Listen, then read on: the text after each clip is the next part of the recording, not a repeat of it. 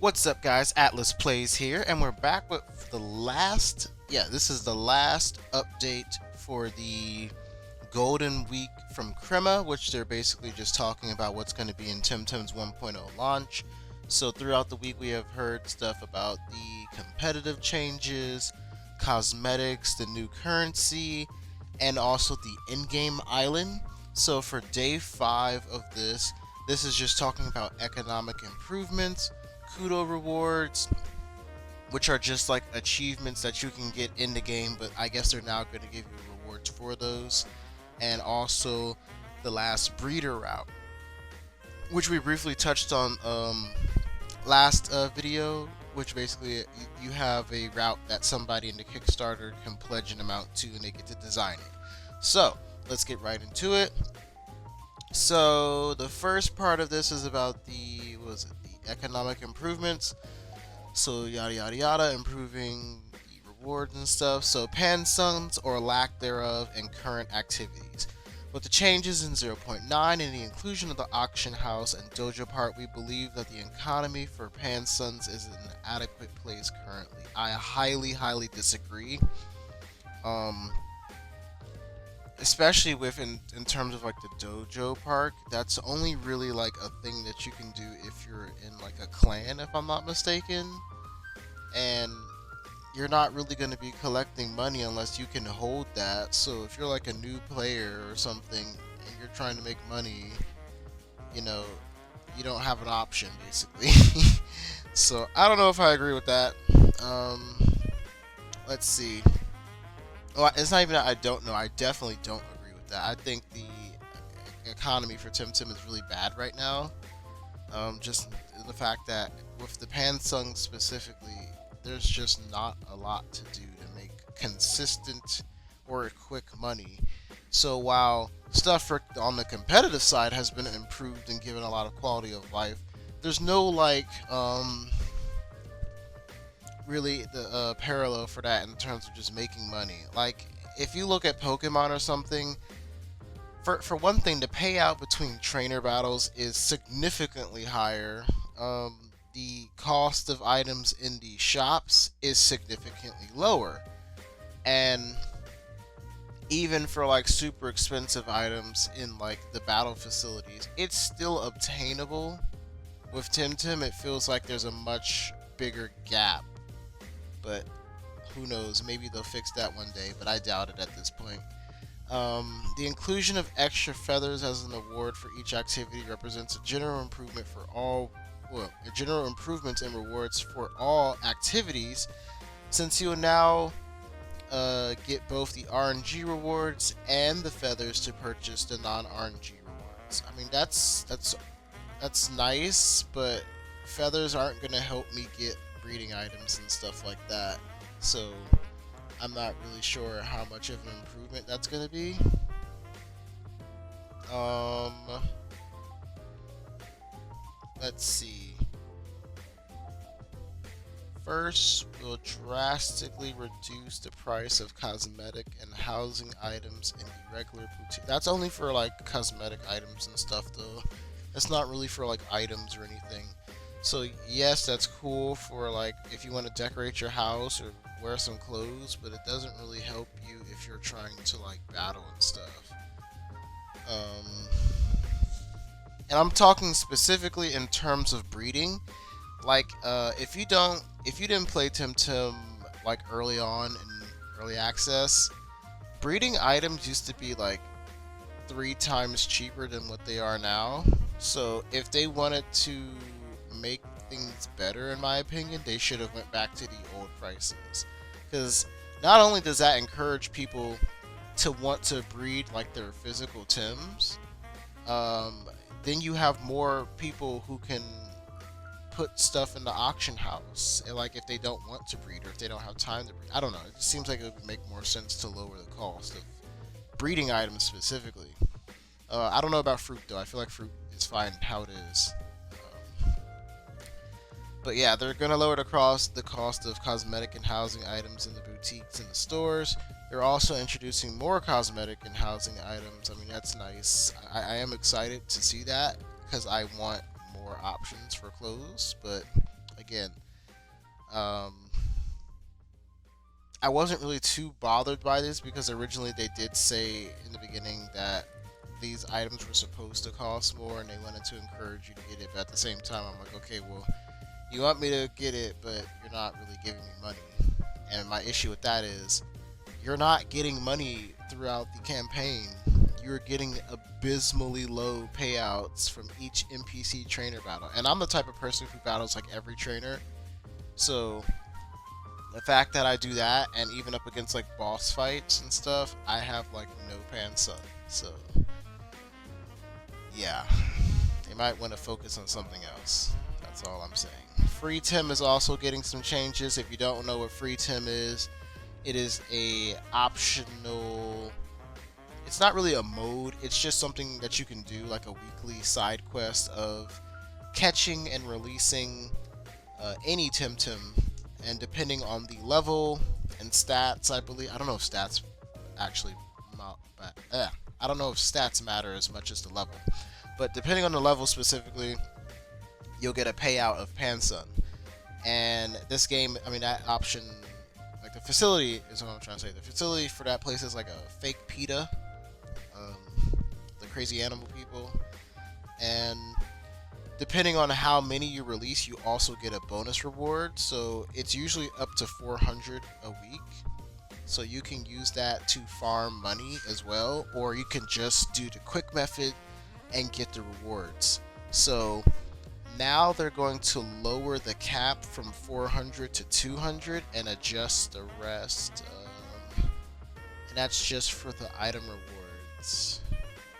And they're adding feathers as a reward for releases as well. But are they also lowering, like... No, okay, it doesn't... I was going to say, are they also, like, significantly lowering, like, how good the items that you get are? But it doesn't really seem like they're saying anything about that. They're just adding feathers and lowering the cap to 200, which is nice, because getting to 400 every week, it's like, unless it's an item that you really, really want, like learning aids. Like when learning aids are a featured item for free Tim that specific week, yeah, I'm gonna catch and release as much as I can to get that learning aid. But otherwise, I just don't care, because it takes way too long. It takes way too long, and it's usually not worth it. But yeah. Last but not least, they're adding rewards for kudos. So kudos, again, are achievements. So let's just say you complete all side quests, you'll get a kudos. So now when you complete some kudos, you also get feathers. And that's why we weren't able to grant rewards before. Some of them will also grant other more exclusive rewards like new cosmetic, housing items, or titles. But are they also retroactively going to reward every player for the kudos that they've already completed? Because I know a lot of people are like 100% completionists. So if they already have most of their stuff done, are they just going to be given however many feathers and stuff for those completed kudos already? That's what I'm interested in knowing. And then last but not least, at least I think it's the last part of this, is the last breeder route. So if you're new here, first of all, hi, welcome. Breeders, we're a backer tier. Yeah, I mentioned that earlier. So today's the turn of Tutor 6, the breeder behind Pupois and Lodo. Okay, so they're behind the there's a evolutionary line in the game called Pupois that evolves into the Temtem Lodo, and they're based off of like Witch Doctor and Voodoo Dolls and stuff like that. And they also held like a really fun art contest. I want to say it was last year. So just some backstory behind that. So this is their route called the Sea Queen's Aquarium. It's a new route that will be added with 1.0. Their idea was to have an underwater tunnel, the sort that you will see in aquariums with fish swimming over your head. One of the things he requested was to have the camera place itself behind the players so that the tunnel's depth could be seen properly. Oh, excuse me. So the tunnel's depth could be properly appreciated. We appraised this idea, but due to technical restrictions, we had to throw away the original iteration of the tunnel and explore other possibilities. Because the camera could not be shifted in Temtem, the tunnel made little sense because you'd never see the upper part of it. Tutor Sick even went as far as to send us another sketch for a different route idea, and eventually, after thinking about it thoroughly, we found a way to make the tunnel work that was complacent with the game's limitations. The idea was that instead of a round tunnel, we'd have a main pathway surrounded by gigantic tanks of water instead of walls. We also came up with the idea of adding an upper floor made of walkways, so you get two playable areas, one where the water surrounds you like in an aquarium, and another where the water is below you like a fishing area. Of course, we wanted to have Tutor 6 approval, so we created a stylized sketch that captured our idea. Okay, that's interesting, I guess. And then, can you go fishing here though? I wonder. That would be funny if you could, because it's an aquarium. I just wonder, like, will there be like a purpose of like going to this area, or is it just like a nice little side area that you can explore?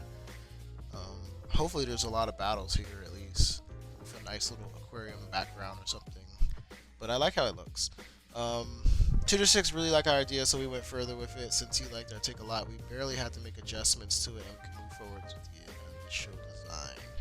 Can we open this in a new tab? We can. So this is Route 28. So I assume you go from this like beginning area and you go down here into the aquarium. It's a very long stretch of land. Oh no, this is the beginning area that was over here. So this looks like there's one way in, maybe possibly one way in, and there's a lower area here. Okay, so it seems like this top area is like where you'll see people and tamers. Probably this bottom area is where you'll see more of the Temtem interacting in the environment and stuff like that. Okay, that looks cool.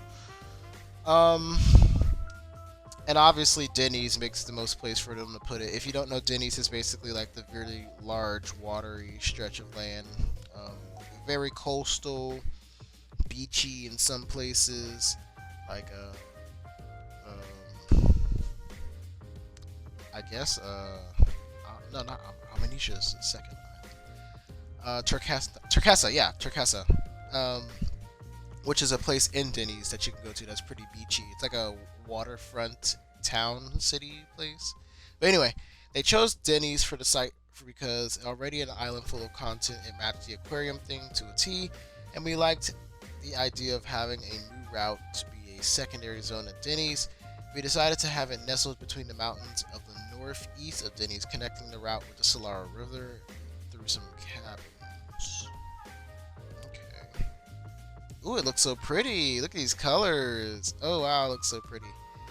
Gameplay wise, the route was conceived as something completely optional that players could choose to explore once they obtain the surfboard. To reinforce this idea, all NPCs that battle in this area are entirely optional. They will only battle you if you interact with them and ask them to battle. My, how the tables are turned. Lore wise, this makes sense because we can picture all these NPC tamers as fishing folk who are trying to reel something in and are completely oblivious to you, eyes on the line. Like you might have guessed, we decided to include all water type species underwater in the aquarium, thus creating a wild area that is unique to the whole game, accessible only after you obtain the fishing rod. So you can fish here, and you can fish up like any Tim. Wow, I really love this outfit too. Oh my god. Is that like just a dyed version of the resistance outfit, or is it like a new outfit entirely? Because it looks really cool. I love these blues. The blues look really nice, and the shading and the environment of this aquarium looks really nice as well. But yeah. And that's it on the breeder route. So how does a romantic date at the Sea Queen Aquarium sound? Well, it sounds pretty cool. Looks pretty nice. And that is it for the leaks that we're going to get for 1.0. They did say they weren't able to show us everything, so I don't know how true that will be. It seems like we were shown a lot for you know, what's going to be coming up in the 1.0. But if this is just like maybe 60% of what we can expect, and there's still more to see when Temtem fully releases, and there's stuff to explore, stuff to figure out, uncover, all that good stuff. But they're basically saying that's a wrap on the general idea of 1.0. We're still a bit out of our depth with sharing things so openly early on, so we believe all these changes are really relevant to the final outlook of the game. So I guess these are the most relevant changes, and there will possibly be more smaller changes here and there when the game releases this September. Um, and it really shows our extreme of feedback during early access, half of the game, as well as compromise to listen to it. We hope these posts might have helped assuage worries, spark excitement, and maybe even rekindled lost hopes. For me, definitely. Temtem had in my opinion, a really large dry spell. Not because of lack of content, but just because Temtem is an incredibly, I don't care what anyone says, this game is super grindy. Super, super grindy.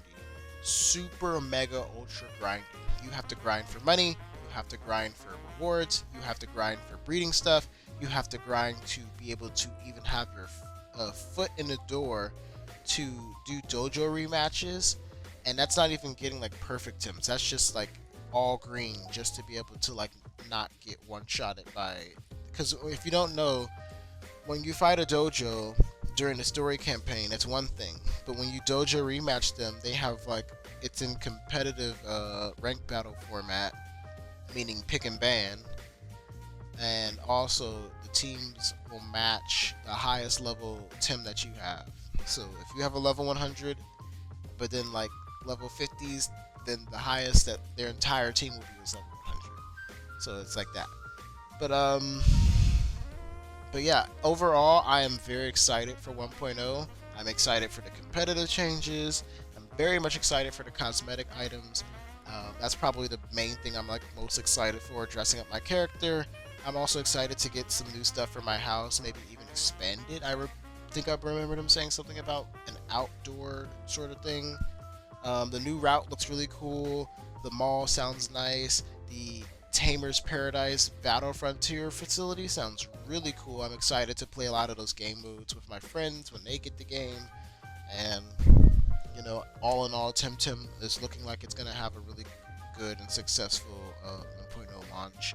And hopefully down the line we also see some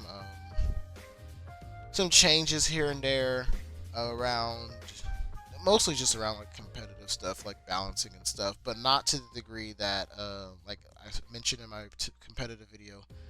My worry is that whoever they have as a community leader or whatever, they don't try to sway these balance changes in favor of the meta that they want, or a popularized meta, and it's actually impartial, which sounds completely impossible. But we'll see. We will see. If you are excited for Temtem or you enjoyed this video, go ahead and leave a like down below. Comment and tell me, are you excited for anything from any of these updates, or even specifically this update? Do you like the aquarium? Do you like the changes that they're adding with the kudo system? And the last thing, I think it was about the cosmetic items being lowered and stuff. But yeah, September 6th, we'll have Temtem's 1.0, and you'll see a lot of Temtem a lot of Temtem content from me, not just around September, but also just battles and stuff. Like I said, I do stream on Twitch occasionally, so when I go live, I usually am playing Temtem or something like that. So follow me on Twitch if you want to see that good stuff, and I will see you all in the next video. Peace.